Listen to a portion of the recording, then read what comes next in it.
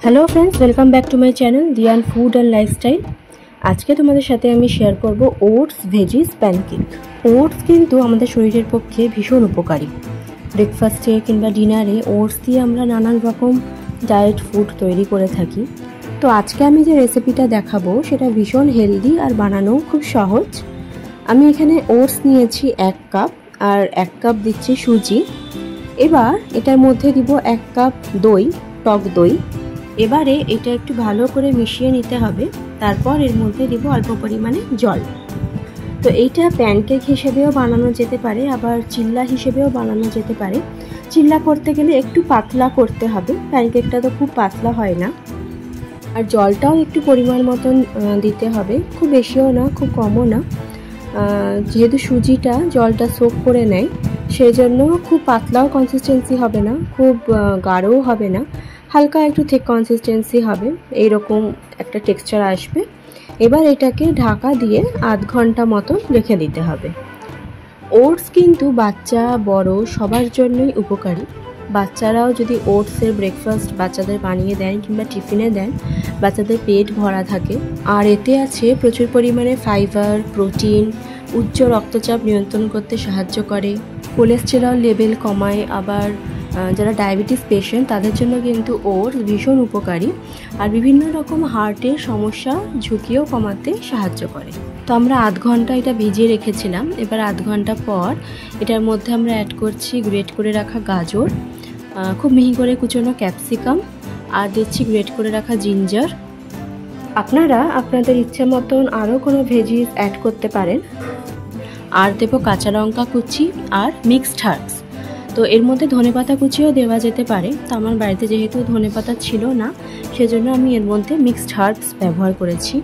এবার দেব 1 টিস্পুন গোটা জিরে আর স্বাদ মতো লবণ। আর আজকের এই প্যানকেকটা আমি সম্পূর্ণ ভেজ দেখিয়েছি। আপনারা যদি পেঁয়াজ খেতে ইচ্ছা হয় তাহলে এর মধ্যে পেঁয়াজ অ্যাড করতে পারেন। এবারে সব উপকরণ দিয়ে ভালোভাবে মিক্স করে নিতে হবে। মিক্স করার পর যদি মনে হয় যে খুব জমাট হয়ে আছে তাহলে অল্প জল অ্যাড করতে পারেন। একদম অল্প পরিমাণে জল দিতে হবে, যেরকম প্যানকেকের কনসিস্টেন্সি হয়।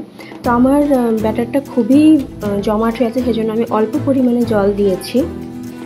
আর চিল্লা বানাতে গেলে এটাতে ফ্লোয়িং কনসিস্টেন্সি রাখতে হবে, তখন আরেকটু পরিমাণে জল অ্যাড করতে হবে। তো আমি প্যানকেকই বানাবো, যেহেতু আমার বাচ্চাদের টিফিনের জন্য ছোটো ছোটো প্যানকেক করে দিলে বাচ্চারাও ভীষণ আনন্দ পায় দেখে, আর টিফিনটাও ওরা শেষ করে নেয়। এমনিতেও স্কুল, কলেজ, অফিসের লাঞ্চ বক্সেও এই প্যানকেকগুলো মাঝে মধ্যে বানিয়ে আপনারা দিতে পারেন, কারণ এটা হেলদি অ্যান্ড ইজিলি ডাইজেস্টেবলও। এবারে আমি ফ্রাইং প্যানে দিচ্ছি অলিভ অয়েল। আমি এগুলো অলিভ অয়েলে ভেজেছি, আপনারা চাইলে রিফাইন্ড অয়েল কিংবা বাটারও ইউজ করতে পারেন।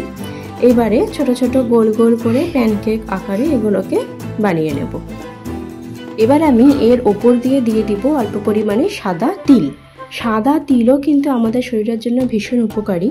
এতেও রয়েছে প্রচুর পরিমাণে ভিটামিনস, মিনারেলস, অ্যান্টিঅক্সিডেন্টস, যা আমাদের হরমোনসটা ভালো রাখে, স্ট্রং বোনসের জন্য খুব ভালো, অ্যান্ড গ্লোয়িং স্কিন পেতেও সাহায্য করে। এই সাদা তিল একটু শুকনো খোলায় ভেজে তারপর যদি শিলে বেটে ভাতের সঙ্গে একটু লবণ দিয়ে মেখে খাবেন, দেখবেন খেতেও ভালো লাগে আর আমাদের হেলথের জন্য ভীষণ ভালো।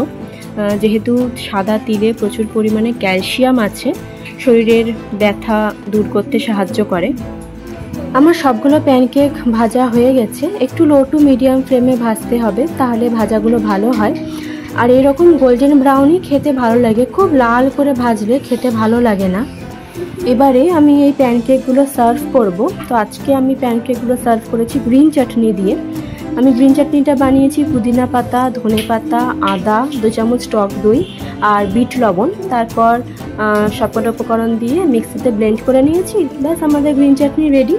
এরকমভাবে গ্রিন চাটনি দিয়ে যে কোনো স্ন্যাক্সই কিন্তু খেতে খুব সুন্দর লাগে। তাহলে আজকের আমার এই রেসিপি কেমন লাগলো সবাই কমেন্টে জানিও, আর বাড়িতে অবশ্য করেই ট্রাই করো। তাহলে আজকের ভিডিও এখানেই শেষ করছি, দেখা হবে নেক্সট ভিডিওতে। সবাই ভালো থেকো।